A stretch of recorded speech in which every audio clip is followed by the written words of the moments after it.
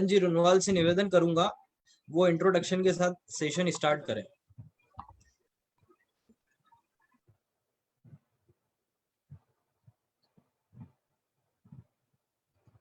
सभी को सादर जय जिनेंद्र व नमस्कार। अणु मित्र मंडल इंदौर द्वारा इस वेबिनार के माध्यम से आप सभी का हार्दिक स्वागत व अभिनंदन करते हैं। आशा करते हैं आप सकुशल अपने निवास पर स्वस्थ होंगे, प्रसन्न होंगे। अणु मित्र मंडल इंदौर द्वारा कई वर्षों से धार्मिक व सामाजिक गतिविधियों के माध्यम से अपने आप को समाज में स्थापित कर रहा है। इसी कड़ी में इस लॉकडाउन के दौरान अणु मित्र मंडल द्वारा आप सभी के सहयोग से भोजन सामग्री वितरित कर रहे हैं। उसी के साथ साथ जीवन के मुख्य आधारों के पहलुओं को जानने हेतु इस वेबिनार का आयोजन भी किया गया है, जिसमें अभी तक 8 वेबिनार कंप्लीट हो चुके हैं और इस 9वें चरण में आज हम प्रवेश कर रहे हैं। इस 9वें चरण में आज हम जिस व्यक्तित्व से मिलने जा रहे हैं उन्हें किसी परिचय की जरूरत नहीं, क्योंकि उनका व्यक्तित्व, उनकी दूरदर्शिता, उनकी उदारमना, उनका सजग, उनकी कार्यशैली, उनकी सजगता, उनका व्यवहारी उनका परिचय है। हाँ, हम बात कर रहे हैं अपना स्वीट्स समूह के, अपना स्वीट्स इंडिया प्राइवेट लिमिटेड के डायरेक्टर श्री प्रकाश जी राठौड़ साहब का। वह एक ऐसे व्यक्तित्व हैं जिन्होंने अपनी कार्यशैली से, अपने व्यवहार से आज इस मुकाम को हासिल किया है। वो इंदौर ही नहीं वरन कई क्षेत्रों में अपना नाम स्थापित कर चुके हैं। आज हम उनके कई आउटलेट्स पर जाते हैं तो हम देखते हैं कि उनकी मुख्य सबसे प्यारी चीज है उनकी क्वालिटी और उनका व्यवहार। उनके यहाँ कार्यरत सभी लोगों का व्यवहार हमें बहुत ही लाभान्वित करता है। हम उनके आउटलेट्स पर एक और चीज गौर करते हैं कि उन्होंने कई दिव्यांग जनों को सशक्त करने हेतु भी कार्यरत है और इसी के अंतर्गत मध्य प्रदेश सरकार द्वारा उन्हें नेशनल अवार्ड से भी नवाजा गया था। तो ऐसे व्यक्तित्व जो आज हमारे बीच में हमें संबोधित करेंगे, आज इनके द्वारा भले ही हम इनके माधुर्य भोज, नमकीन और स्वीट्स को आज लाभान्वित नहीं कर पा रहे हैं, पर आज ऐसी परिस्थिति में आपके नेतृत्व में आपका समूह जगह जगह जरूरतमंद लोगों को, बस्तियों को भोजन वितरित कर लाभान्वित कर रहा है। आज हम अपने विषय make in India, local is my vocal से के विषय पर आपसे अधिक जानकारी प्राप्त करेंगे। तो आइए हम सब आपसे बहुत ही नजदीक तरीके से रूबरू होते हैं। मैं आदरणीय श्री प्रकाश जी राठौड़ साहब को आमंत्रित करता हूं और आप सभी से निवेदन करता हूं कि पूर्ण प्रसन्नता और ऊर्जा से आदरणीय श्री प्रकाश जी राठौड़ साहब का स्वागत करें। धन्यवाद।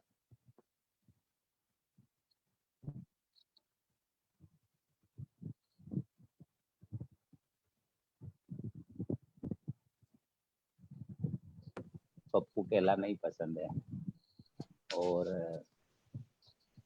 छोटा सा दायरा है और ये चूंकि जो वक्त आया है ये कहीं ना कहीं इस वक्त ने हमें सभी को डिस्टर्ब किया है लाइफ के नए आयाम बढ़ने के लिए। और आज आपने मुझे एक विषय के लिए चुना है तो मेरे लिए सौभाग्य की बात है। और लोकल इज वोकल बहुत अच्छा सब्जेक्ट है, क्योंकि भारत जो है, भारतवर्ष आज से नहीं सदियों से कहीं ना कहीं हमने पूरे विश्व को बिलोंग किया। हम लोग जो है पूरा हमने पूरे विश्व के आगे सिरमौर रहे हैं। बट जब जब हम अपनी चीजों से भटके हैं उस समय हम लोगों को कहीं ना कहीं वापस से नीचे आना पड़ा है। अन्य देशों की तुलना में हम लोग गुलाम बनकर भी रहे, लगातार गुलाम रहे। लोकल के लिए वोकल ये समाज से बहुत ज्यादा दूर जा चुका है। लोकल में बहुत दम होता है, सिर्फ वोकल की कमी है। उसके लिए बार बार हैमरिंग की जरूरत है। जैसे एक रेडियो हमको बार बार कोई चीज के लिए बार बार हैमरिंग करता है, कोई एड हमारे लिए बार बार हैमरिंग करता है, वो सिर्फ इसीलिए होता है कि हम उसको याद रखें। तो लोकल प्रोडक्ट के लिए अगर वोकल रहेगा, बातचीत होती रहेगी कुछ ना कुछ, उसके लिए विचार चलते रहेंगे तो निश्चित रूप से हम लोग काफ़ी आगे पहुँचेंगे। और क्योंकि मैं तो बहुत बेसिक हूँ, लोकल ही हूँ और प्रोडक्ट भी लोकल यूज़ करता हूँ और हमेशा कहीं न कहीं विरोध रहा है मेरा बाहर की चीज़ों से। क्योंकि इंडिया में जनसंख्या का जो रेशियो है, वो इस लेवल पे है कि यहाँ पे बहुत सारी चीज़ों को हमें लोकलाइज़ करना ही पड़ेगा, जब जाके हम लोग कहीं विश्व में कहीं अपने आप में एक अपना एक आयाम बना पाएँगे। तो मेरा यही मत है शुरू से कि हम लोग लोकल को बढ़ावा दें। मेरे भी बहुत सारे प्रोडक्ट हैं आजकल, हमारी फूड इंडस्ट्री में भी बहुत बाहर की चीज़ें आ गई है और इन बाहर की चीज़ों ने कहीं न कहीं हमारे स्वास्थ्य को भी बिगाड़ा है। अभी इन दिनों हमको एक ये इन चीज़ों के लिए ये एक बहुत अच्छा वक़्त आया है जब हम लोकल पे आएँ, क्योंकि हमारे घरों में सब चीज़ें वही बन रही है जो हम हमारे परिवार के लोग भूल चुके थे, जो हमारी नई जनरेशन भूल चुकी थी। और ये एक अच्छा वक़्त आ चुका है कि हम अब इस ओर डाइवर्ट हो जाएँ। जीवन में हमेशा व्यक्ति को कुछ घटनाएँ ही बनाती है और हिंदुस्तान में भी यही रहा है, देश में भी यही होता है, समाज में भी ये होता है, परिवार में भी ये होता है। जब कोई आपके साथ घटना घटती है, तो आप उस घटना से सबक लेते हुए आगे बढ़ते हो। मेरी लाइफ़ का भी पार्ट ऐसे ही रहा। मुझे हमेशा घटनाओं ने बनाया। हर घटना से मैं मजबूत होता गया। मुझे अच्छा लगता है कि मुझे तकलीफ़ देने वाले लोग हमेशा हमेशा अलर्ट रहते हैं और वो मुझे भी अलर्ट रखते हैं। तो घटनाओं का घटना बहुत ज़रूरी है और ये जो कोरोना घटना घटी है, ये अपने देश के लिए मैं मतलब मैं मेरे व्यू से बोल रहा हूँ, हो सकता है आज लोग पैनिक हैं, मेरी इस बात पे विश्वास करें, ना करें, थोड़ा करें, बट मैं इस चीज़ के लिए डैम श्योर हूँ, कोरोना अब हमारी लाइफ़ का एक पार्ट बन जाएगा। जैसे मलेरिया और बहुत सारी दूसरी बीमारियों ने भी हमारी लाइफ़ में एक पार्ट बना रखा है। समय पे आती है, समय पे उसका कुछ ना कुछ हम इलाज करते हैं और ये कोरोना का भी इलाज हमारे पास निकलेगा। आज भी जो मरीज़ अच्छे हो रहे हैं, तो वो ऐसा नहीं कि कोरोना का कोई वैक्सीनेशन आ गया है। कहीं न कहीं हमारी लोकल चीज़ें, कहीं न कहीं हमारे जुगाड़, इंडिया जुगाड़ से भी चलता है, सब काम आ रही है और हमको देखे-देखे विश्व के अनेक देशों ने उस चीज़ को इम्प्लीमेंटेशन अपने यहाँ करना चालू कर दिया है। तो अगर हम इस ओर आगे बढ़ेंगे और इसको इस घटना को अपने जीवन के अंदर हमारे लिए एक हम एक नई दौड़ के लिए अगर तैयार करने के लिए जीवन की घटना को इम्प्लीमेंट कर लें, तो ये मान के चलें ये घटना हमारे लिए, हमारे परिवार के लिए, हमारे देश के लिए वो चीज़ हो सकती है, जिसको कि हम बहुत समय से बोल रहे हैं कि 21वीं सदी भारत की सदी होगी। क्योंकि कहीं न कहीं मैं तो इमोशन वाला व्यक्ति हूँ, इमोशन में जीता हूँ और भगवान पे हमेशा भरोसा रखता हूँ। जहाँ तक मेरा पर्सनल सोच है, वो यही है कि ये जो सिम्पटम बन रहे हैं अपने, बहुत सारे सिम्पटम आ रहे हैं। चाइना, अमेरिका में जो चल रहा है अभी, विश्व के कई देश हमारे यहाँ जो है हमसे अब जुड़ने के लिए कहीं न कहीं तत्पर दिख रहे हैं। हमारा जो हमारे यहाँ का जो संस्कार है, हमारे यहाँ की जो चीज़ें हैं, स्पेशली हमारा खान-पान, हमारा योग, कहीं न कहीं विश्व की निगाह में वो बढ़ता जा रहा है। बहुत उसका अच्छा स्वरूप आता जा रहा है और मुझे लगता है ऐसा कि इन्हीं सब चीज़ों से हम लोग विश्व के जो विश्व गुरु वाली बात है, वो कहीं न कहीं हम पे आके रुक रही है। मेरा ऐसा मानना है कि हमें तैयार हो जाना चाहिए विश्व गुरु बनने के लिए।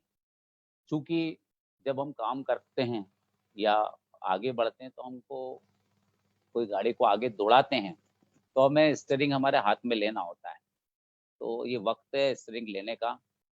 हो सकता है इसमें थोड़े एक्सीडेंट की भी संभावना हो सकता है कभी गाड़ी बंद भी हो, थोड़ी चालू भी हो, बट इसको हमें थामे रखना है। अगर हम सब मिल के सोच लें, समझ लें, तो निश्चित रूप से हम लोग विश्व के सिरमौर बनेंगे। जहाँ तक चूँकि मेरी इंडस्ट्री पूरी फूड इंडस्ट्री है और मैं आज से नहीं, मैं काफ़ी समय से इस चीज़ को बोलते आया हूँ कि भारत अगर पूरे विश्व पे राज करेगा तो खान-पान के ज़रिए ही करेगा, पेट के ज़रिए ही करेगा। आप लोग भी सब इस चीज़ को समझते हैं कि किसी को चाय पिलाना और उसको एक दुकान पे जाके चाय पिलाना, शॉप पे जाके चाय पिलाना, रेस्टोरेंट पे जाके चाय पिलाना, उसके बदले में उसको घर पे बुला के एक दिन चाय पिला देना। कहीं न कहीं वो चाय हमारी एक चाय हमारी लाखों रुपए का काम कर देती है। तो पेट के ज़रिए हम लोग पूरे विश्व पे राज करेंगे ऐसा मेरा मानना है। हमारा जो खाना होगा, हमारे जो थेपले होंगे, हमारी जो रोटियाँ होंगी, जो हमारी घर की पुरानी जो हमारी दादी, हमारी मम्मी, हमारी सब जो पुरानी भाभियाँ, इनकी जो रेसिपी होगी, वो अपने आप में निश्चित रूप से ऐसी रेसिपी होगी जिसको विश्व समझेगा। आज हमारा इंडिया का जो नंबर आता है, दूसरा, तीसरा नंबर आता है। सबसे पहला चाइनीज़ फूड आता है विश्व में, जो पूरे विश्व में चलता है। उसके बाद अलग-अलग देशों के आते हैं। भारत का फूड भी अब कुछ लोग बहुत सारे लोग जो है इस चीज़ को समझने लगे हैं और भारत के फूड की तरफ बढ़ रहे हैं। तो मेरा तो यही है कि हम जैसे फूड जो है, हमारा फूड जो है, हमें कहीं न कहीं बहुत आगे ले जा सकता है। फूड के अलावा हमारे संस्कार और हमारा जीवन शैली, ये दोनों तीनों चीज़ों पे भी हमेशा अगर हम बढ़ें आगे, तो निश्चित रूप से हम लोग इसमें बहुत आगे पहुँचा पाएँगे इस इस हमारे प्यारे देश को। तो इसी इसी इसी सोच के साथ मैंने भी कई बार आर-एन-डी की है। मैंने तो उस समय आर-एन-डी की है जब अ, पूरे विश्व में फूड का चलन बढ़ता गया और स्पेशली बाहर के कॉन्टिनेंटल फूड और दूसरे फूड आने लगे। मैंने पिज़्ज़ा पे एक बार आर-एन-डी किया। पिज़्ज़ा पे आर-एन-डी किया और पिज़्ज़ा एक दिन मेरा बेटा घर पे पिज़्ज़ा लाया और पिज़्ज़ा लाया, उसने पिज़्ज़ा आधा खाया और आधा छोड़ दिया। और जिस दिन पिज़्ज़ा आया रात में लकीली सुबह मेरा और बेटे का सामना हुआ। उस पिज़्ज़ा को चूँकि मैं तो समझता था ये क्या है, मैं हमेशा विरोध करता था बट क्या होता है कि हम नई पीढ़ी को इग्नोर नहीं कर सकते हैं। ठीक है, वो खाता है, लिमिटेशन में खाता है, हम उसका कुछ अल्टरनेट उसको बता देते थे कि इसके साथ ये खा ले तो ये डाइजेशन प्रॉपर होगा। तो पिज़्ज़ा को मैंने इसको दोनों हाथ से ऐसे पकड़ा और पिज़्ज़ा को पकड़ के मैंने इसको ऐसे बताया, मैंने देख ये पिज़्ज़ा क्या है। वो पिज़्ज़ा पूरा जैसे हम स्लीपर चप्पल पहनते हैं ना, वो पिज़्ज़ा वैसा दिख रहा था। मैंने बोला था देख इसको हम हाथ से खींच रहे हैं और ये हाल है इसके। इसका हाल इसलिए ऐसा है क्योंकि जहाँ से ये आया है, वहाँ टोटल इसको बनाने के लिए एक भी बेस से लेके उसका एक भी चीज़, एक भी सामग्री ताज़ी नहीं है। यहाँ तक कि उसको पकाने का सिस्टम भी इलेक्ट्रिक सिस्टम है, जो आजकल हमारे घरों में बढ़ रहा है, ये बहुत गलत सिस्टम है। कली कभी भी इलेक्ट्रिक रेजेस पे जो खाना होता है या इलेक्ट्रिक बेस पे या जैसे आप लोग माइक्रोवेव और ये सब ओटीजी यूज़ कर रहे हैं, ये बहुत बहुत गलत है। फिर मैंने उसको समझाते हुए बोला कि एक तो इसमें बहुत फाइन मैदा है। मैदा जितना फाइन होता जाएगा डाइजेशन उतना खराब होगा। दूसरा इलेक्ट्रिक रेजेस पे बना हुआ है। तो मैंने पिज़्ज़ा का एक नया वर्ज़न करा और उसका नाम रखा मैंने इंडी पिज़्ज़ा, INDI। उसका मैंने जो लोगो बनाया वो भी हमारे इंडिया के जो कलर हैं, इंडियन फ्लैग के जो कलर है, उस फ्लैग के कलर से लिया और उसका मैंने ऐड किया है पिज़्ज़ा का और उसके साथ में उसकी रेसिपी भी बताई। उस ऐड का मैं आपको थोड़ा-सा सार बताता हूँ। उस ऐड में ये था कि हम लोग जो है लकड़ी और तंदूर का इस्तेमाल करते हैं इस पिज़्ज़ा में और लकड़ी और तंदूर जो है, कहीं न कहीं उसमें कार्बन की काफ़ी मात्रा होती है और कार्बन से डाइजेशन बहुत प्रॉपर होता है। तो वो डाइजेशन मस्ट चाहिए शरीर के लिए। तो इस टाइप से हमने उसको पिज़्ज़ा को चालू किया। हमको शुरू में तकलीफ़ गई, जो नए बच्चे आते हैं, जो डोमिनोज़ और दूसरे पिज़्ज़ा खाते थे, उन लोगों ने पहले तो उसको इग्नोर किया। फिर धीरे-धीरे वो समझने लगे। उन्होंने जब पिज़्ज़ा को बनते हुए देखा तंदूर में, तो लगा उनको कोयले की हल्की-सी सौंधी-सौंधी महक आ रही है, सिक रहा है बढ़िया। फिर चीज़ हमने खुद ने बनाना चालू कर दिया। हमने भी देसी सिस्टम से चीज़ बनाया। हमारा चीज़ वैसा नहीं होता है मोज़रेला टाइप का। हमारा एक अपना चीज होता है, उसका एक अपने आप में बहुत अच्छा दही का फर्मेंटेशन होता है कहीं ना कहीं पनीर, और पनीर का फर्मेंटेशन बहुत फाइन होके बन जाता है चीज। हम चीज खुद बनाते हैं, तो हमने वो चीज यूज किया। सब्जियां, चूंकि मेरे यहाँ टोटल फार्मिंग होती है, मेरी हॉबी भी फार्मिंग है, पूरी मेरे यहाँ ऑर्गेनिक फार्मिंग होती है। तो वो सब सब्जियों को यूज करते हुए जब हमने लकड़ी की आंच पे कोयले की महक के साथ जब इंडी पिज्जा डेवलप किया, तो दिनों दिन वहां तक सेल पहुंच गई थी कि मेरी सपना संगीता वाली शॉप के सामने एक डोमिनोज की शॉप आई थी, बहुत समय तक तो वो बंद ही हो गई थी। मैंने उसके साथ पॉलिशी भी रख दी थी, मैं एक छोटा पिज्जा भी बनाता था, 35 रुपए 30 रुपए कास्ट होती थी, क्योंकि वो पूरा स्टूडेंट बेल्ट है। तो काफी अच्छा प्रतिशत मिला। फिर हमने पिज्जा के साथ जब हम सक्सेस होने लगे, तो मैंने फिर आइसक्रीम पे आया, मैं food dot in natural ice cream इसका नाम दिया, वो भी मेरा लोगो रजिस्टर्ड है। उस अभी जो आप आइसक्रीम खाते हैं, किसी भी कंपनी की, क्वालिटी वॉल्स, ये जितने भी बड़े बड़े नाम है, जब बड़े बड़े नाम है, इनमें दूध नहीं होता है, दूध के अलावा सब होता है इसमें। इसमें एक इम्यूल्सिफायर एजेंट होता है, कुछ इसमें ये लोग एयर प्रेशर करते हैं, यानी दूध नहीं है उसमें। फूड जितने भी हैं उनके जूस वगैरह नहीं होते हैं, उनके सबके फ्लेवर होते हैं। सिर्फ और सिर्फ काय से अच्छी लगती है वो, कि उसमें एक जो इम्यूल्सिफाई एजेंट होता है, वो कहीं ना कहीं आइसक्रीम को फुला देता है, जिससे बच्चों को टेस्ट आता है थोड़ा सा मुंह में। जब आइसक्रीम खाता है कोई भी, तो उसको मुंह में लगता है कि कुछ इस टाइप से खा रहा है वो। बट जब हमने food dart in natural ice cream हमने डेवलप की, हमने उसके साथ बताया सबको कि देखो, ये आइसक्रीम का मीनिंग ये होता है कि आप अगर इसको खा रहे हैं गर्मी में या किसी पर्पज से खा रहे हैं, तो आपको एनर्जी भी मिलना चाहिए और ठंडक भी मिलना चाहिए।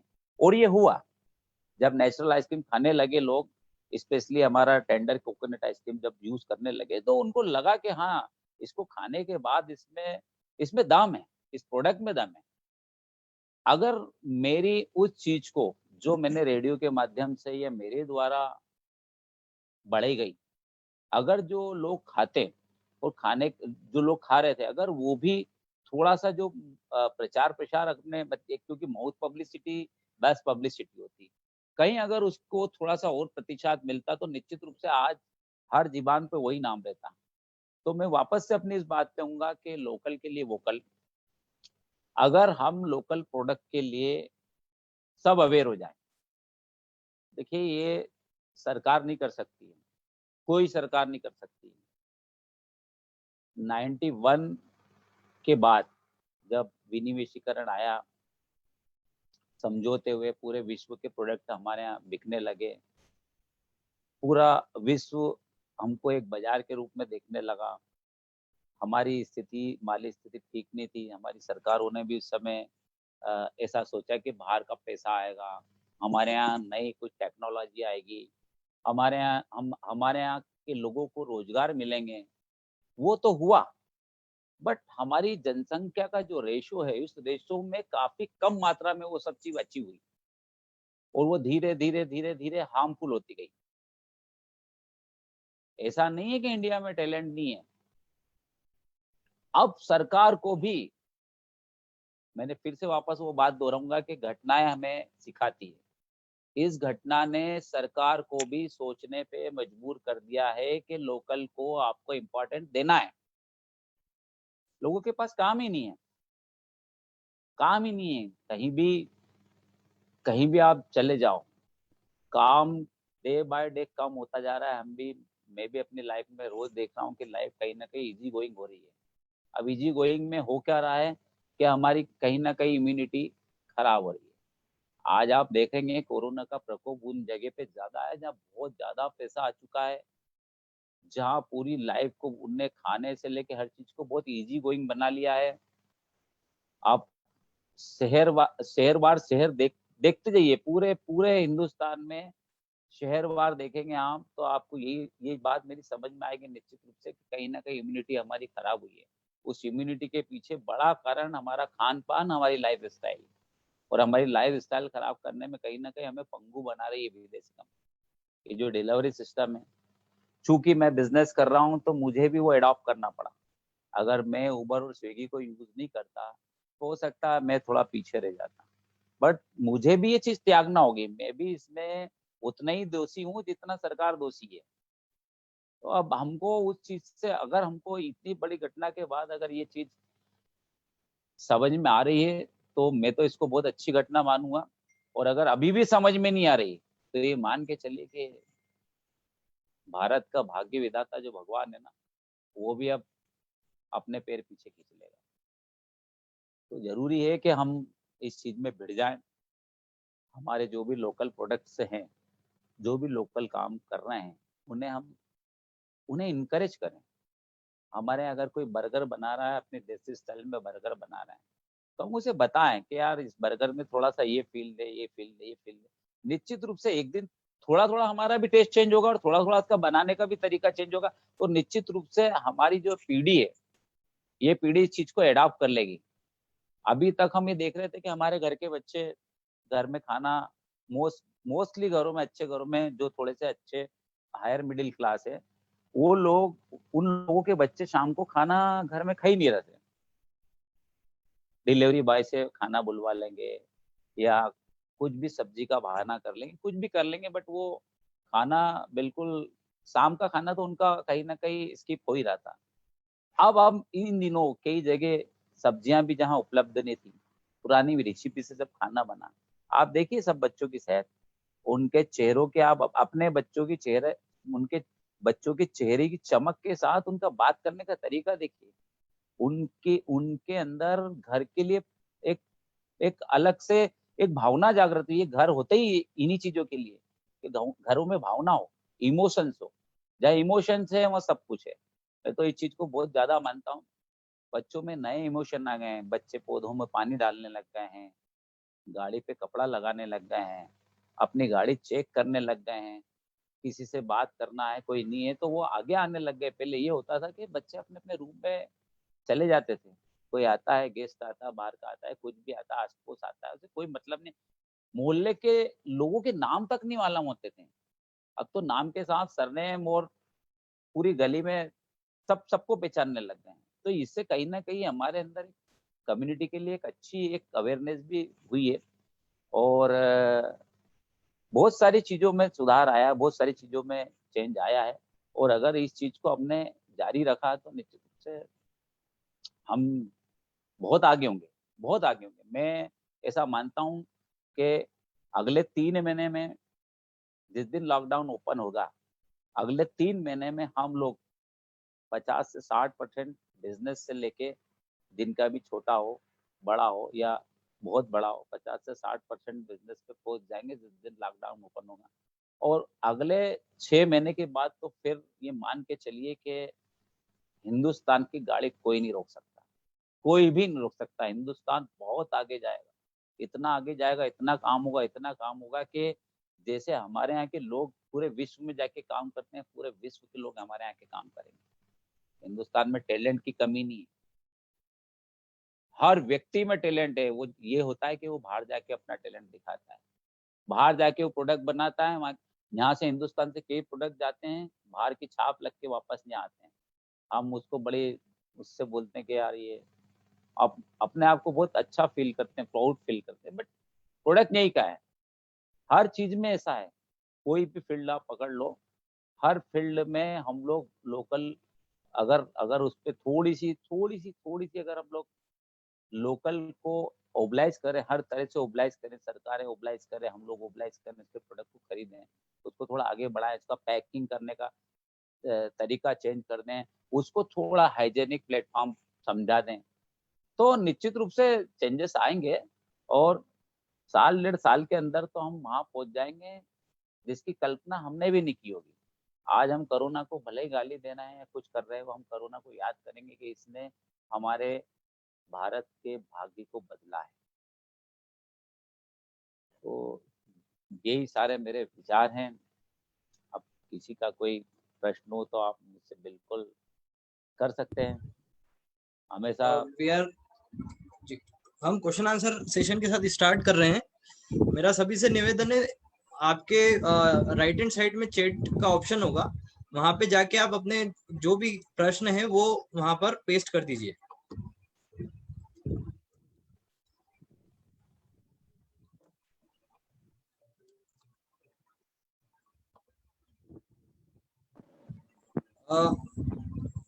प्रकाश जी, अतुल जी का प्रश्न है, भैया आपकी लाइफ सक्सेस का मूल मंत्र बता दीजिए।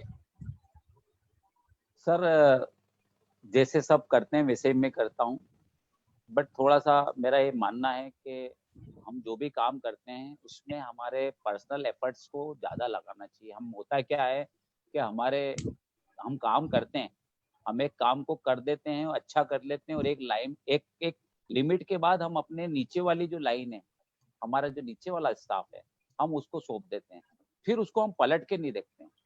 ये सरासर गलत है। और अब तो जो ये वक्त आ गया है ना, इसमें 3 चीजें मान के चलना, 3 चीजें बहुत जरूरी रहेगी।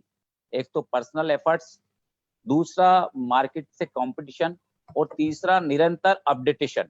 अपडेटेशन मस्ट हो जाएगा। अगर आपने अपने प्रोडक्ट को या अपने काम में अपडेटेशन नहीं किया तो आप काफी पीछे रह जाएंगे। जी, और दिलीप जी, जी जी जी फरमाइए। दिलीप जी सेठिया का एक प्रश्न था, how can we introduce new product and supported in sales if we don't have outlet.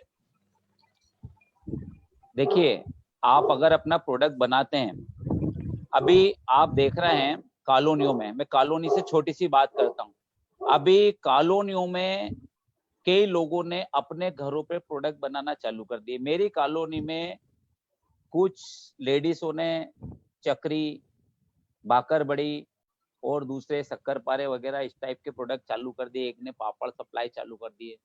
तो ये एक बहुत बड़ी चीज नहीं रहेगी। और आने वाले वक्त में शॉप लेना, किराए की शॉप लेना, कहीं ना कहीं ये सब चीज मान के चलना, ये सब बहुत बहुत हल्की बात हो जाएगी। अब आपको जरूरत नहीं है किसी शॉप की या बहुत ज्यादा खर्चा करने की। आपके प्रोडक्ट में दम हो, आपके पैकिंग में दम हो, आपका हाइजेनिक प्लेटफॉर्म मेंटेन रहे, उसके बाद बहुत सारी चीजें आपको मिल जाएगी। अगर आपकी कलाकारी बनाने में, तो आप आगे जाके और चीजों में कलाकारी मत करिए। आप अपने आप को मत झोंकिए उस चीज में। अगर अच्छा पिज्जा बनाता हूँ, और मुझे पिज्जा बनाना ही आता है, बाकी चीजों में मेरा इंटरेस्ट कम है, तो मेरे पास बाहर की एजेंसी है ऐसी जो मुझे पैकिंग भी दे देगी, कोई मेरा अच्छे से हाइजेनिक प्लेटफॉर्म को डेवलप कर देगा, कोई मेरे प्रोडक्ट को बाहर पहुंचाने वाला भी मुझे मिल जाएगा। ये अब बड़ा विषय नहीं रहेगा। काम करना बहुत आसान हो जाएगा। आपकी जिसमें मास्टरी है उसमें भिड़ जाइए, उसके अंदर तक जाइए। ये होना चाहिए आपका टारगेट कि आप अगर जूते की पॉलिश कर रहे हो तो भी बुरा नहीं है, बट जूते की पॉलिश आपके शहर में आपके जैसे दूसरा कोई भी नहीं कर पाए, आपका एम ये होना चाहिए।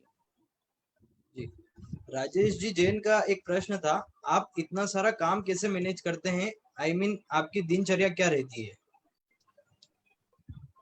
ये बहुत बहुत बहुत छोटी सी चीज है सर, जैसे सब लोग करते हैं वैसे ही करता हूँ मैं। मेरा बस ठीक है कि टाइम टेबल का थोड़ा सा मैं उस चीज में टाइट, मतलब मैं ज्यादा बैठ के भी बात नहीं करता हूँ। आप बिलीव नहीं करोगे, मैंने अभी तक बैठ के एक ऑफिस नहीं बनाया कि जहाँ मैं बैठ के सब लोगों को संबोधित करूँ। मैं पर्सनली जितनी भी मेरी चाहे मिठाई हो, चाहे नमकीन हो, चाहे बेकरी हो, चाहे चॉकलेट्स हो, हर यूनिट में मेरा पर्सनल विजिट होता है। मैं नीचे से जो बनाने वाला व्यक्ति है उससे लेके ऊपर की पैकिंग, एक एक यूनिट में हर तरह के लोग होते हैं, एकदम बेसिक व्यक्ति से लेके फाइन व्यक्ति तक। मेरे नीचे 3 लेयर है टोटल। एक क्रीमी लेयर है जो मेरे साथ रहती है अधिकतर समय, जो फर्स्ट लेयर बोलते हैं इसको। एक सेकंड लेयर है जिसमें आदमियों की संख्या और बढ़ जाती है, और एक थर्ड लेयर है। थर्ड लेयर में सब बेसिक लोग भी आ जाते हैं। 3 लेयर से मैं काम करता हूँ, और तीनों लेयर से मैं, ऐसा नहीं कि थर्ड लेयर वाले व्यक्ति को मेरे से बात करने में कहीं भी कोई जरा सी कोई हर्डल्स आती है, अगर उसको मुझसे बात करना है तो वो तुरंत बात कर लेता है। मुझे एकदम से आवाज देता, भैया मैं थोड़ा सा इस चीज में मैं फिर से वापस वही बात बोलूंगा कि मैं थोड़ा इमोशन ज्यादा रखता हूँ। मैं मेरे यहाँ कभी भी सर कहलाना पसंद नहीं करता हूँ।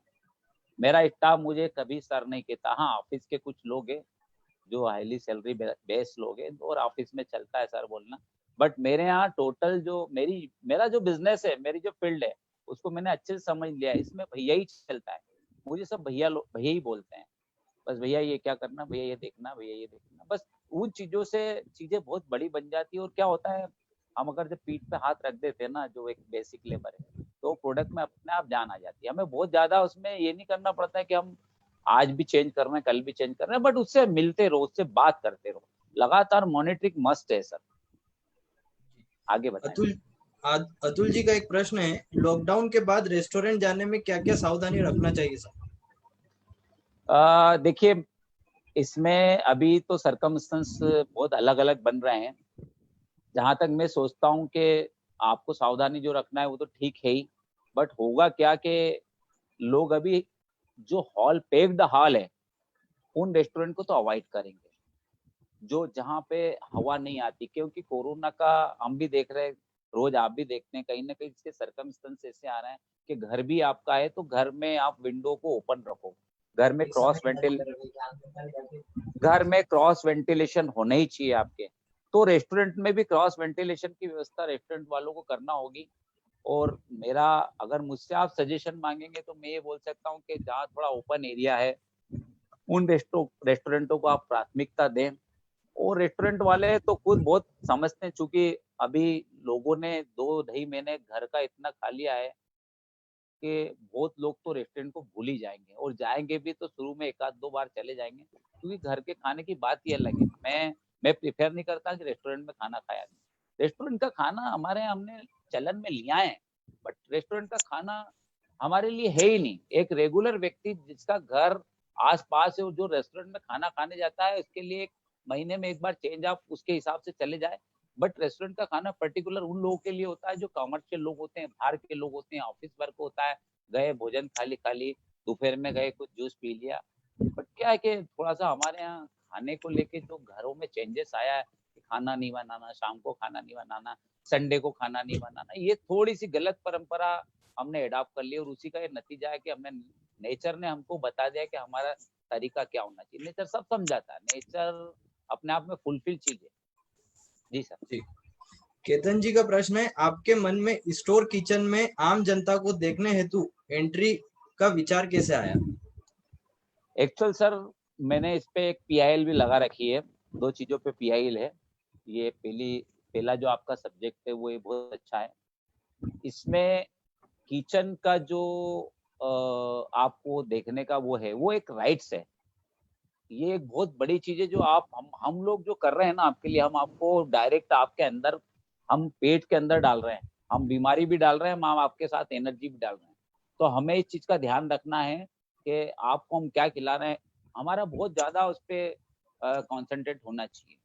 तो मैं भी अलर्ट रहूं, मेरा आदमी भी अलर्ट रहे, और जो मेरे यहाँ का क्लाइंट है, वो जो गेस्ट है मेरे यहाँ का जो यूज कर रहा है, उसको भी ये रहे फेथ रहे कि भाई यहाँ किचन बिल्कुल हाइजेनिक तरीके से, जो घर में सिस्टम होता है वो सिस्टम से खाना बन रहा है, और सब ठीक चल रहा है। कहीं ना कहीं हम अपने आप को अलर्ट करने के लिए, अपने आदमियों को अलर्ट करने के लिए हमको कुछ ऐसे रूल्स बनाना रहते हैं। कई बार रूमर्स चलती रहती है बाजार में कि इसके किचन में ये गंदगी मिली, उसके किचन में ये गंदगी मिली, और एक्चुअल होता भी है अब तो बहुत। और मैं आपको बताऊं, इंदौर बहुत अच्छा शहर बन चुका है इस चीज में भी, कि हमारा शहर अब उन पैदानों को चू रहा है जहाँ मतलब विश्व के बहुत कम शहर हैं।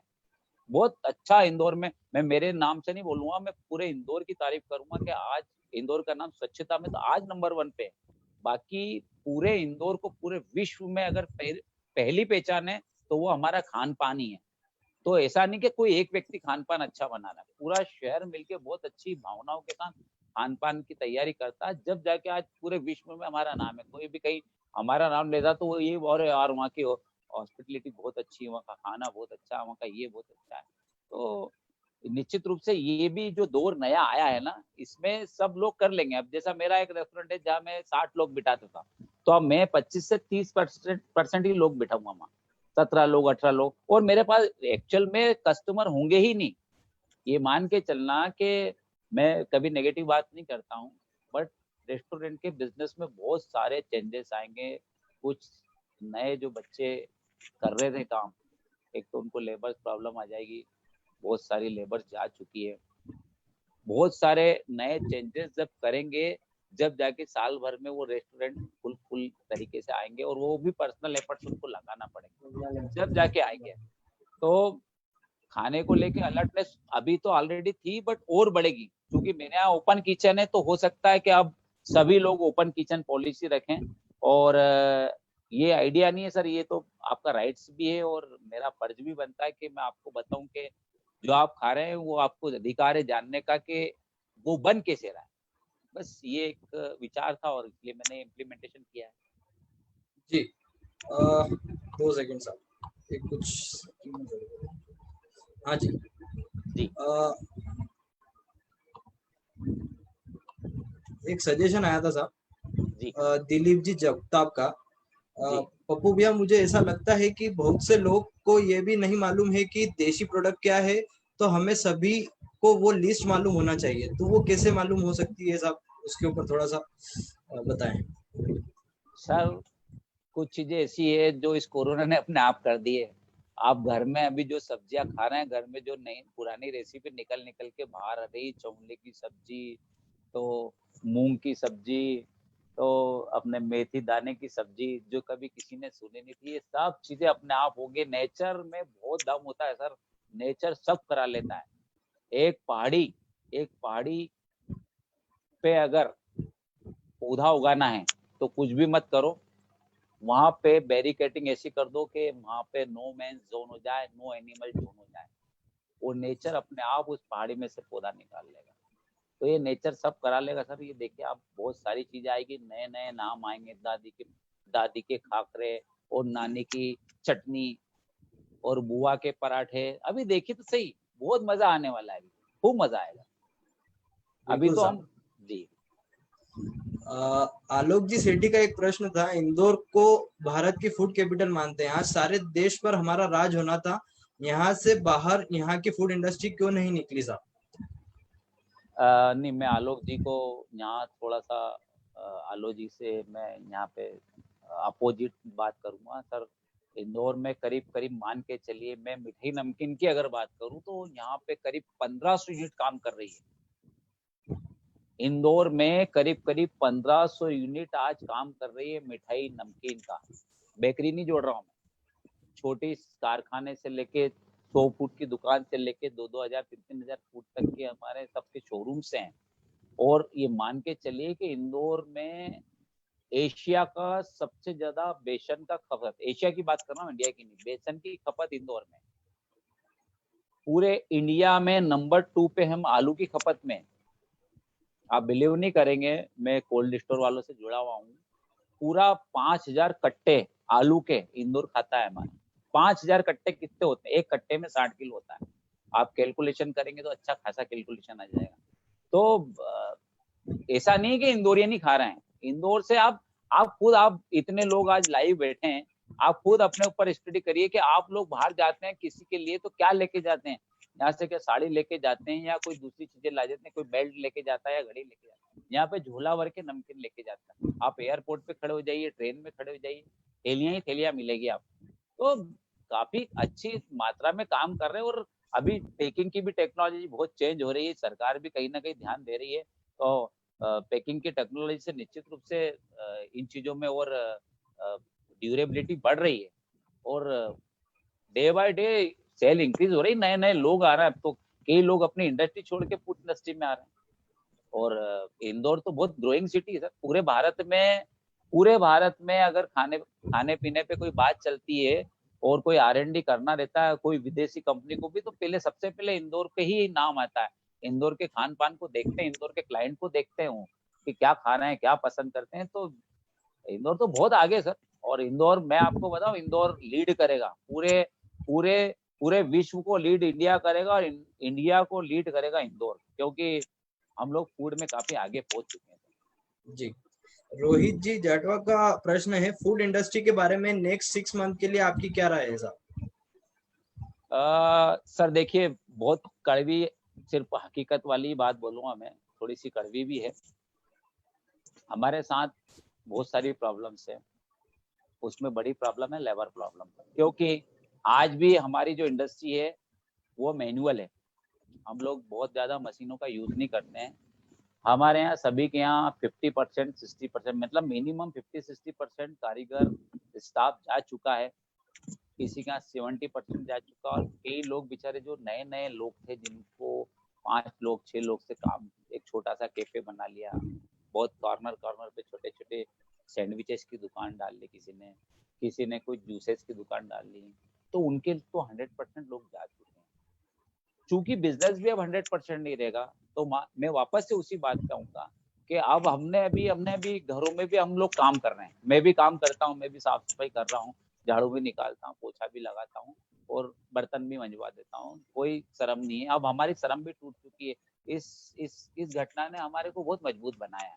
तो अब हमको पर्सनली लगना पड़ेगा, पर्सनली अपने रेस्टोरेंट में, पर्सनली अपनी शॉप में, चाहे पान की दुकान हो आपकी या पानी पूरी की दुकान हो, आपको पर्सनली पानी बनाना ही पड़ेगा, आपको पान लगाना ही पड़ेगा, आपको मसाले की जो भी स्टार्टिंग होती है वो करना पड़ेगी। अब आपको अपने पर्सनल एफर्ट्स करना पड़ेंगे, उससे क्या होगा कि आपका खर्चा भी कहीं ना कहीं सेव होगा।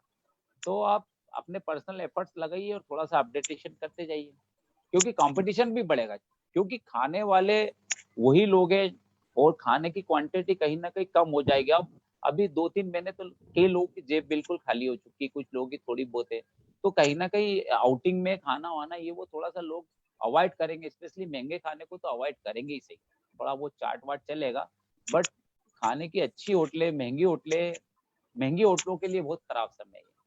जो छोटा काम करते थे, बेसिक काम करते थे, वो तो अपने कहीं ना कहीं कर लेंगे, और बेसिक बन के ही काम करने का भी वक्त है। अगर एक साल मैं इस चीज को लिख के दे सकता हूँ, अगर एक साल आपने इसको एक अपनी तपस्या समझ के इस वक्त को निकाल लिया, सिर्फ एक साल तक अगर खड़े रह गया व्यक्ति, तो ये मान के चलना कि जीवन में उसको कोई नहीं रोक पाएगा। जैसे शादी के बाद का एक साल होता है ना, दुर्गेश जी आपको देख रहा हूँ मुस्कुरा रहे हैं तो शादी के बाद का एक साल जो होता है ना सर, वो बड़ा टिपिकल होता है मियाँ बीवी के बीच का। अगर वो एक साल निकल जाता है, दिलीप जी आप सहमत होंगे मेरी इस बात से, तो ये मान के चलिए कि आपको लॉन्ग लाइफ, आपकी और आपकी मिसेस के ऐसे संबंध हो जाते हैं कि जीवन में टूटते नहीं।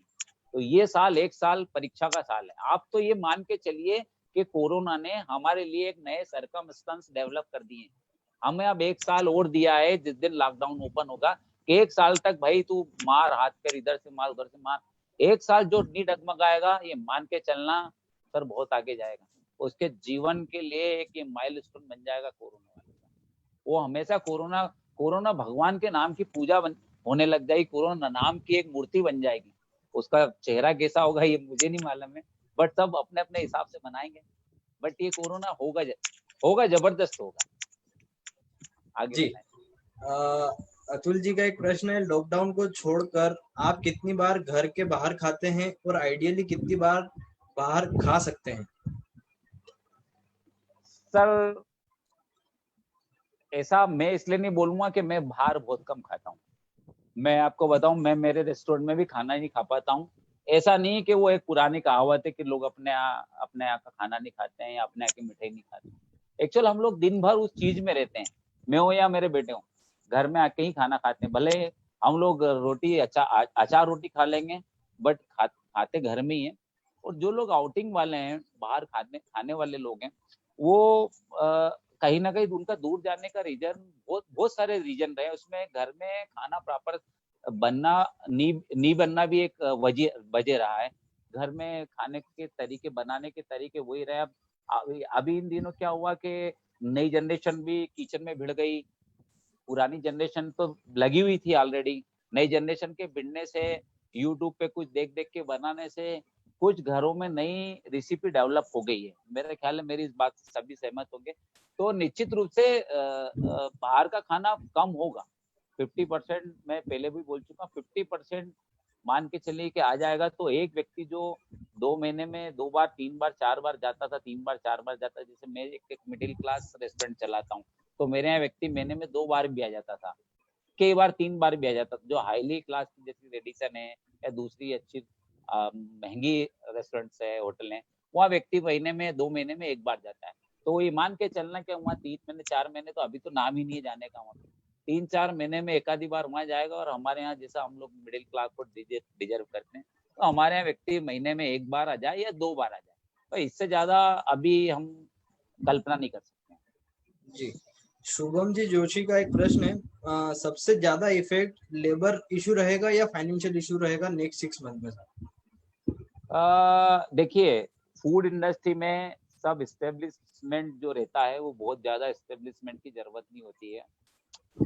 फाइनेंस इसलिए कहीं मैटर नहीं करता है, कच्चा सामान आता है और शाम तक पैसा कैश हो जाता है। ये कैश इंडस्ट्री है, कई लोग इस इंडस्ट्री में आते इसीलिए कि ये कैश इंडस्ट्री है।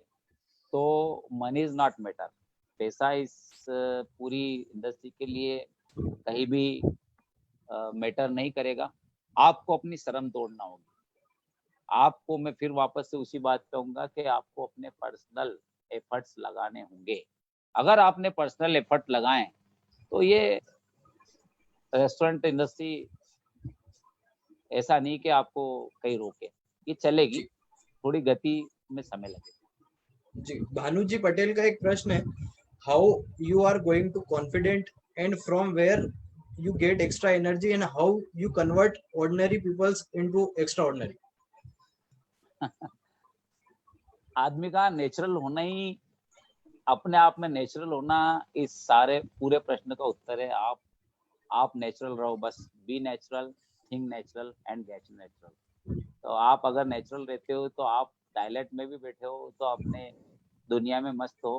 आप खाना बना रहे हो, किचन में आप भिड़े हुए हो तो भी मस्त हो। आपकी किसी से हॉट टॉक चल रही है तो भी एक नेचुरल वे में वो बहुत जल्दी खत्म हो जाती है। तो आप नेचुरल रहो सर।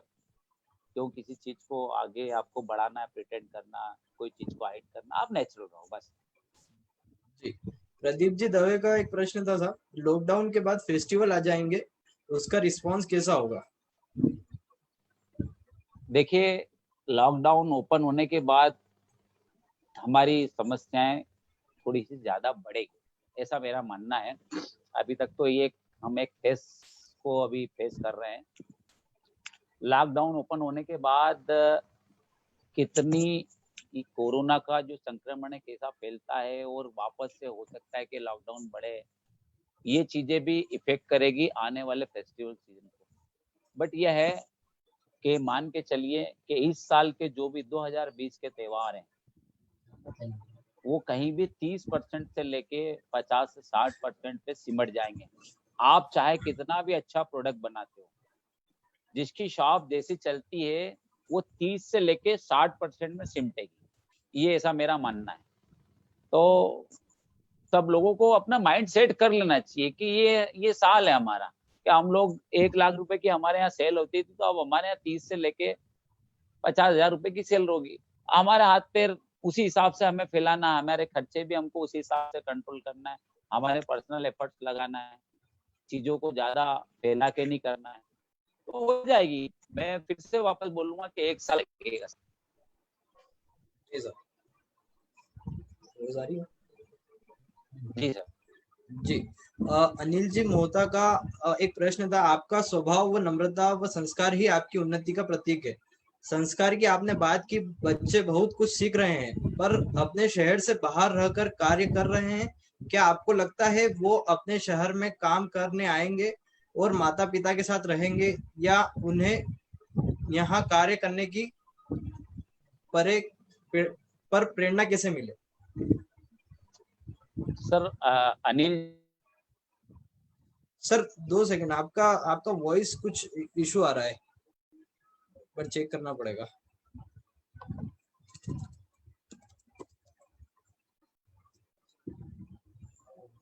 शायद वॉइस का इशू है।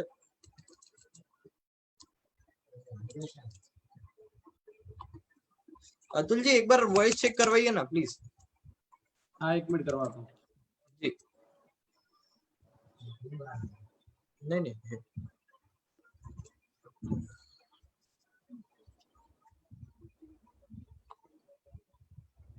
डिस्कनेक्शन हो गया। आई थिंक डिस्कनेक्शन हुआ है, बट अभी भी पार्टिसिपेंट्स में दिख रहे हैं, पर उनका वॉइस वाला जो ऑप्शन है वो नहीं दिख रहा है उस पर।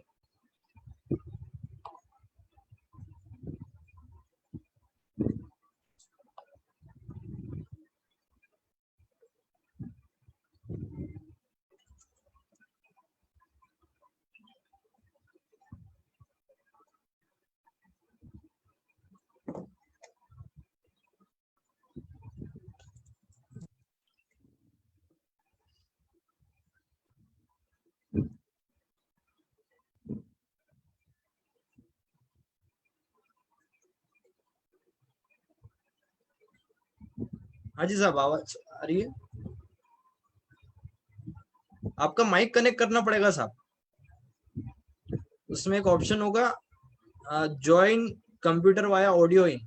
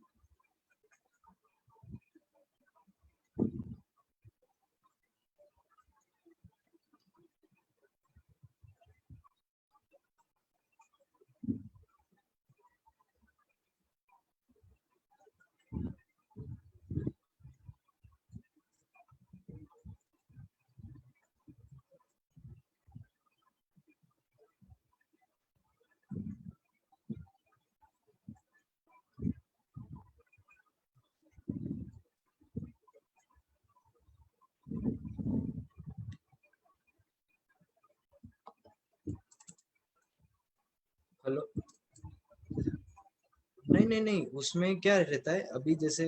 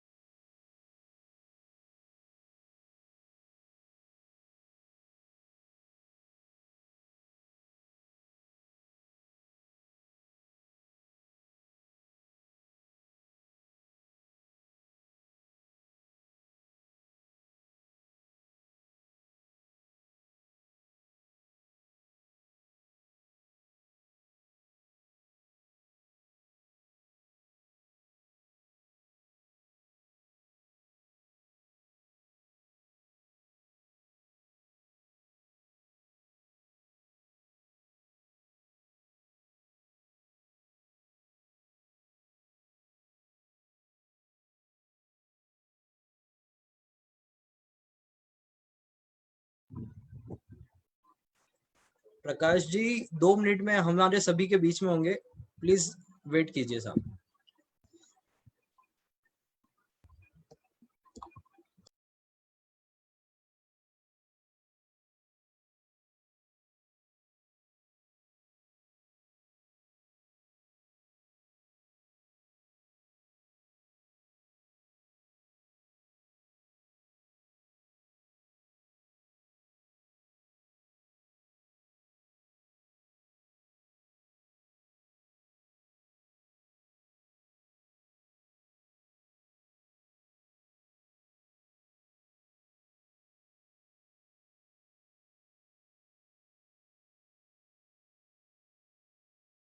हाँ जी, बताएं। थोड़ा सा जी, मैं वापस से एक बार प्रश्न दोहरा देता हूँ। अनिल जी महोदय का एक बहुत ही शानदार प्रश्न था। आपका स्वभाव व नम्रता व संस्कार ही आपकी उन्नति का प्रतीक है। संस्कार की आपने बात की, बच्चे बहुत कुछ सीख रहे हैं पर अपने शहर से बाहर रहकर कार्य कर रहे हैं। क्या आपको लगता है वो अपने शहर में काम करने आएंगे और माता पिता के साथ रहेंगे, या उन्हें यहाँ कार्य करने की प्रेरणा कैसे मिले? ये सब इसके ऊपर थोड़ा सा बताएं। सर, इस चीज में हो सकता है मेरे आंसर से कुछ लोग डिस्करेज हों, ये बहुत कड़वी हकीकत है सर कि बच्चे एक बार जब आपसे दूर हो जाते हैं तो वो चाहे दूर इस शहर से 50 किलोमीटर हो या 5,000 किलोमीटर हो, कोशिश करें आप बच्चों को कैसे भी आप उस उम्र में उसको बाहर पहुंचा दें जब वो एक बार जाके वहां टेस्ट करके वापस आने की उसकी संभावना हो। बच्चों को बाहर पहुंचाने की जो हमारे यहाँ होड़ सी चल रही थी ना, ये बहुत खतरनाक होड़ है। एक बार बच्चा चले गया बेंगलोर या पुणे में, तो मान के चलना सर तो उसको लाना बहुत मुश्किल है। अगर आप उसको लेके आ भी जाओगे किसी कारण से तो आप उसके इमोशंस को नहीं ला पाओगे। आपको अगर आप अपने आप बिजनेस करते हो और आपको उस बिजनेस में अपने बच्चे को इम्प्लीमेंटेशन उसका करना है या उसको इन्वॉल्व करना है, तो आप अपने बिजनेस में थोड़े से चेंज ले आओ। जैसे मेरी इंडस्ट्री थी मिठाई नमकीन की, अब मुझे इस चीज का एहसास था कि मेरे दोनों बेटे इस इंडस्ट्री में नहीं आएंगे, तो मैंने उनका टेस्ट समझा, मैं उनके साथ घूमा, बाहर गया, हर देश गया। मुझे लगा कि ये कहीं ना कहीं इंटरटेनमेंट में इनका बच्चों का एक अच्छा इनका कहीं झलक है कि इनको इंटरटेनमेंट में जाएंगे, तो मैं इंटरटेनमेंट इंडस्ट्री में इन्वॉल्व हो गया। मेरी फूड इंडस्ट्री को साथ में रखते हुए मैंने थोड़ा सा उसमें इंटरटेनमेंट की इंडस्ट्री डाल दी, तो बच्चों के हिसाब से टेस्ट डेवलप कर दिया। मैं तो चूंकि हम तो तराजू बाट वाले भी हैं और वैंग स्केल वाले भी हैं, बट बच्चे चूंकि पूरी तरह से वैंग स्केल वाले, तो हमने उनको प्लेटफॉर्म बना के दिया है वैसा। हमको उन्हें दिखाना पड़ेगा। देखिए बच्चे बहुत अच्छे होते हैं और आज के बच्चे बहुत अच्छे हैं, बहुत शार्प हैं, बट उनमें एक चीज की कमी है, वो बहुत जल्दी डिस्करेज हो जाते हैं। और डिस्करेज होने की वजह सिर्फ एक नहीं है, बहुत सारी अनेकों वजह होती है। तो बस बच्चे डिस्करेज नहीं हो, उसकी सोचने की समझने की क्षमता जब आती है कि वो अब इस चीज में चले गया कि यहाँ से ये कहीं ना कहीं ज्यादा सोचने लगेगा, उसके पहले ही हमें मतलब एक छोटी सी बात बोलता हूँ मैं कि जब मिट्टी गीली है ना उसी समय उसको एक सेब दे देना चाहिए। बच्चों को हमें दिखा देना चाहिए कि आने वाले फ्यूचर में आप ऐसा कर सकते हो। उसको उसकी चॉइस की 2, 3, 4 जो भी लाइनें रहती है, उस लाइन के लिए आपका इम्प्लीमेंटेशन पहले दिन से दिखाने लग जाओ कि नहीं यार तू चाह रहा ना यार, चल मैं तो वकील हूँ, तुझे डॉक्टर बनना है ना, ठीक है। तो मुझे खुद को भी थोड़ा सा डॉक्टर के बारे में बातें करना, डॉक्टर का पैसा कैसा होता है, इस चीज को हमको उसको लगना चाहिए कि हम उसके साथ है, हम इन्वॉल्व है। हमारी इंडस्ट्री अलग है, वो एक अलग फील्ड में जाता है, तो हमको उससे उससे परहेज नहीं करना है, हमें उसके साथ उस इंडस्ट्री को थोड़ा समझना है। यानी हमें अगर थोड़ा सा हम लोगों ने समझदारी दिखी, थोड़ी सी सेक्रीफाइस की, तो बच्चा दूर नहीं जाएगा। सर बहुत कड़वी हकीकत है, बच्चों को आप बाहर पहुंचाने की ये बहुत बड़ी खतरनाक बीमारी है। अभी जो बाहर गए हैं बच्चे, उनके हाल तो देखो, जिनके बच्चे पढ़ने गए थे उनको माँ बाप को लाने में, इंदौर शहर लाने में क्या क्या मैं खुद भुगत भोगी हूँ इस चीज का।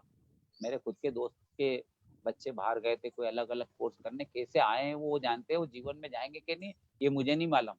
बट ये चीजों को आप ये एक परंपरा सी बन गई, जैसे स्कूलों की होड़ चल गई थी ना कि सारे शिशु कुंज में जा रहे हैं, सारे सत्य साई में जा रहे हैं, तो सारे वहीं जा रहे हैं। कुछ भी इन चीजों का मीनिंग नहीं है सर। बिहार और उत्तर प्रदेश में कोई शिशु कुंज और एमलॉर्ड और इस तरह के स्कूल नहीं है। बाकी जितने भी देखोगे आप IAS IPS तो सारे वहीं से बन के आते हैं। आप आज भी अपने शहर के अंदर ही कर लेना आप पूरा डिफाइन, तो आपको मेजर लोग वहीं के मिलेंगे। आपको थोड़ा सा तकलीफ से अलग हटना होगा, उसको उसकी जमीन भी दिखाना होगी। हम जमीन दिखा नहीं पाते हैं, थोड़ा सा हवा में चले जाते हैं। हम जरा से हवा में चले जाते हैं तो हमारे बच्चे ज्यादा हवा में चले जाते हैं। उनको थोड़ा सा लाना पड़ेगा, उनको दिखाना पड़ेगा यहाँ सब कुछ है। जी विशाल जी का एक प्रश्न था, इतने बड़े लॉकडाउन के बाद आज भी आप इतने मोटिवेटेड हैं, इसका क्या राज है सर? सर ये जो लॉकडाउन है सर, आप इसको लॉकडाउन मानो, कोरोना मानो, मैं तो इसको एक सेल्फ असेसमेंट वाला समय मान रहा हूँ कि हमें सोचना चाहिए कि अब हमारे जीवन के लिए क्या नीड है। ये नेचर ने हमें दिखाया। मैं नेचुरल व्यक्ति हूँ, बहुत बहुत हर चीज को नेचर से जोड़ के ही लेता हूँ, इमोशन से जोड़ के लेता हूँ। तो मैं इसको बहुत बड़ी विपदा नहीं मानता हूँ। बहुत सालों से आ रही है ऐसी चीजें। कई शहर के शहर साफ हो जाते हैं। हमारे पास कई शहर है, मांडव, आप वहाँ जाओगे, मैं जाता रहता हूँ मांडव, आप वहाँ जाओगे ना सर, तो वहाँ पे आपको समुद्र के अवशेष मिलेंगे। एक पहाड़ी पे समुद्र के अवशेष, फॉसिल्स मिलते हैं वहाँ डायनासोर के। तो सभ्यता आती है सर, विकसित होती है और खत्म हो जाती है, नेचर है। अगले 1 मिनट बाद हम लाइव रहें कि डी लाइव हो जाए, ये मुझे भी भरोसा नहीं है। तो हम नेचर के साथ रहें और इस चीज को ज्यादा वो नहीं करें, सब अपने आप कर देता। मैंने बोला आपको कि एक पहाड़ पे अगर सिर्फ बैरिकेडिंग हो जाए तो पहाड़ पे इतने मजबूत पेड़ लगते हैं, सिर्फ जानवर नहीं जाए वहां पे और इंसान नहीं जाए, अपने आप लग जाते हैं। नेचर में वो ताकत है कि अपने आप को जख्म भर देता है।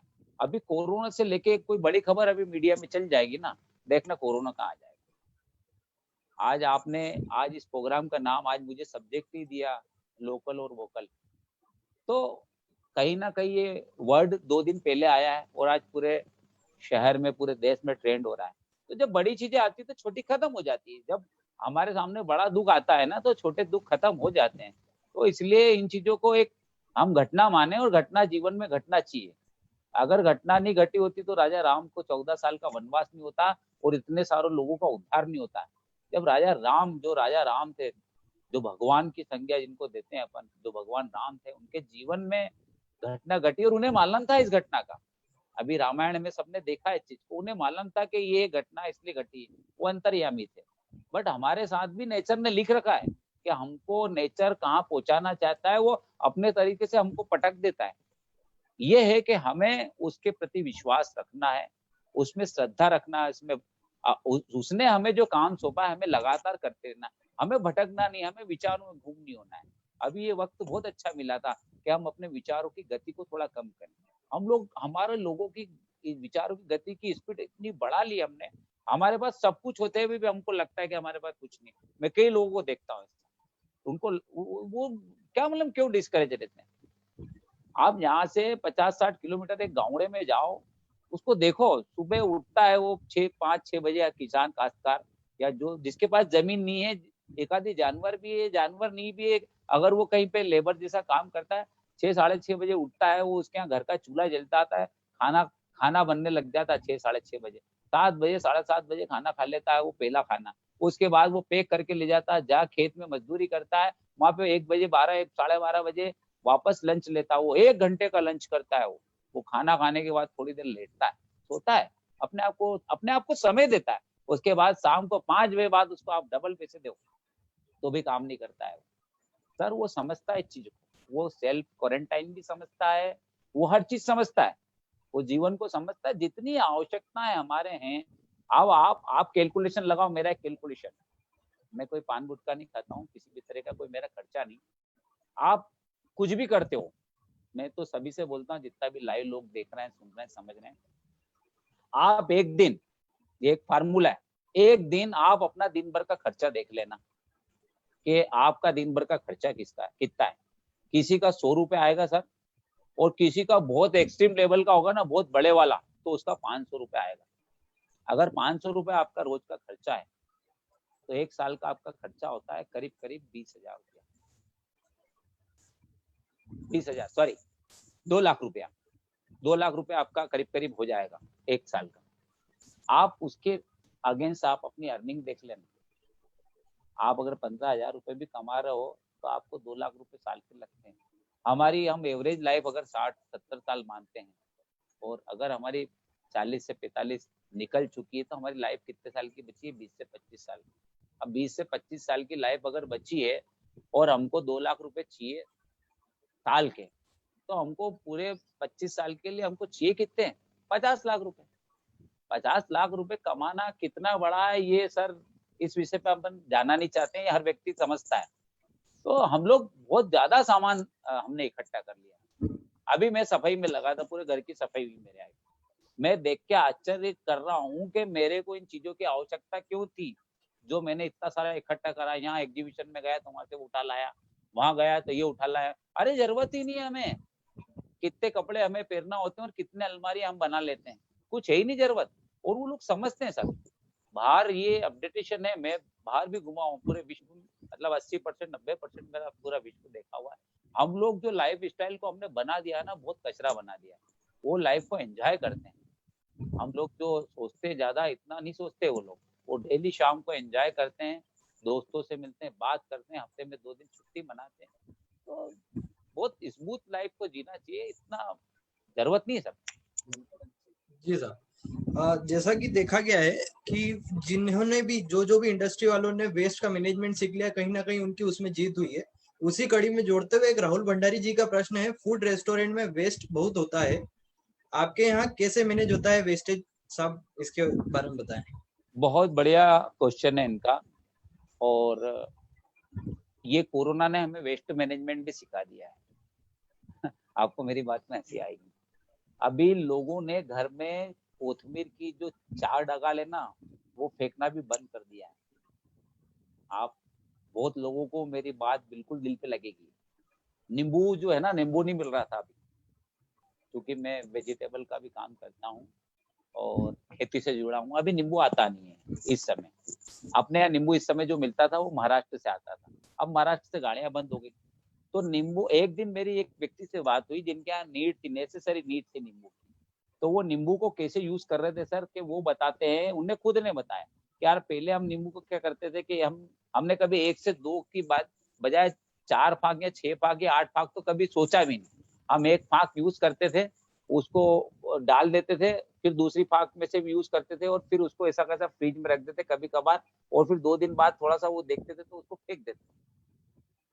ये कोरोना ने हमें सिखा दिया है हर चीज को, कि अब हमें उस नींबू को भी कैसे यूज करना है। सब्जियां घरों में नहीं आ रही है। अभी आप बताओ मेरे को, अब गाय बंद हो गई है हमारे रोडों पे, डॉग्स से हैं थोड़े बहुत, हमारे कितनी रोटी फेंकने में गई इन दिनों, आप देखो। ये एक अच्छी खासी हमारी एग्जाम हमने दी है सर, हमने सब सीख लिया है। जो हम पिछले 10-20 साल 25 साल में हमने जो बर्बाद करा है ना, अतिशय बर्बाद करा है, अतिशय बर्बाद किया है, वो हमको सब दिखा दिया नेचर ने, कि आप समझ जाओ ये एक मौका और दे रहा हूँ मैं, ऐसा नेचर ऐसा कह रहा है, मैं इस चीज को सुन सकता हूँ। तो वेस्टेज जो है ना, वेस्टेज रेस्टोरेंट इंडस्ट्री में भी जो है, वेस्टेज की कोई कॉलम ही नहीं के वेस्ट हो। कैसे वेस्ट होगा ये बताइए आप। आपको अगर आप रेस्टोरेंट का पूछते कि आप रेस्टोरेंट चला रहे हैं उसमें वेस्ट बचाना, आपका रेस्टोरेंट अगर आप 11 बजे चलाते हैं, आप खाना बनाइए 10 बजे तक का। आखिरी के 4 कस्टमर जो आते हैं ना, जो 11 बजे तक का टाइम खींचते हैं, उनको बता दीजिए कि सिर्फ 4 चीज बची सर। आपको खिचड़ी मिल पाएगी मेरे पास, आप, और ये 2 सब्जी है, एक दाल है और एक मिक्स है वेज है, और चावल मिल जाएंगे, रोटी मिल जाएगी। ये आप बताइए उसको। अरे लेगा वो 10 बजे, कहाँ जाएगा वो कस्टमर? जहां जाएगा वहां बंद मिलेगा। आपकी प्लानिंग होना चाहिए सर। आप अगर अनाज को बचाना चालू कर दोगे ना, तो निश्चित रूप से ये तो मतलब देश की मतलब देश सेवा है सर। अपने बिजनेस को अगर अच्छी भावना से करते हैं और उसमें बचत आ जाए और अच्छी सोच आ जाए, तो वो भी कहीं ना कहीं देशभक्ति। तो ये एक देशभक्ति होगी। ये बहुत अच्छा क्वेश्चन है, और इस पे तो मैंने PIL भी लगा रखी सर। आप खाना खरीद सकते हो, खाने को वेस्ट नहीं कर सकते हो।